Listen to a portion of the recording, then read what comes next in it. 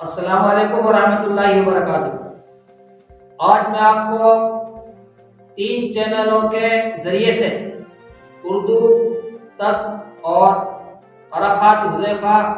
میرا Urdu news channel, ان کے مادھیم سے میں کچھ دین کی باتیں آپ تک پہنچا رہا ہوں۔ مجھے امید ہے کہ آپ حضرات بغور سماعت فرمائیں گے اور دوسروں تک بھی اس کو پہنچائیں گے، اور ان تینوں چینلوں کو آپ سبسکرائب کر لیں، کیونکہ اس سے فائدہ یہ ہوگا کہ جو بھی ویڈیو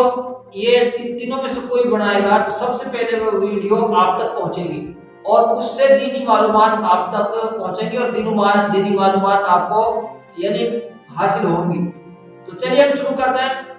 رمضان مبارک کا مہینہ چل رہا ہے اور یہ اتنا بڑا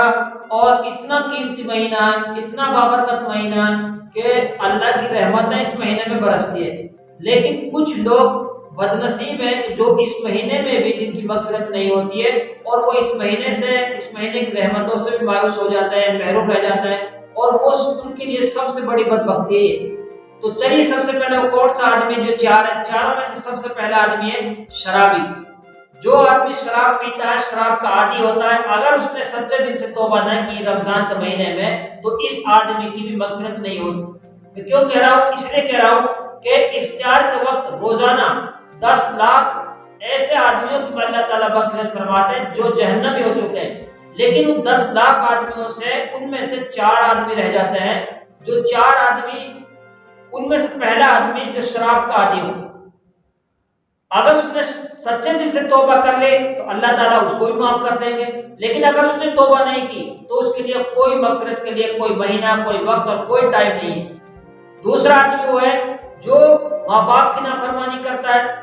اس لیے کہ ماں کے تلے، ماں کے پاؤں کے نیچے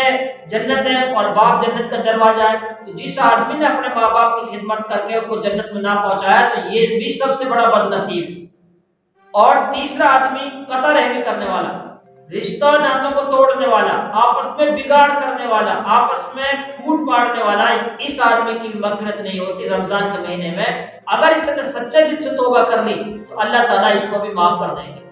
اور چوتھا آدمی وہ ہے جو حسد رکھنے والا،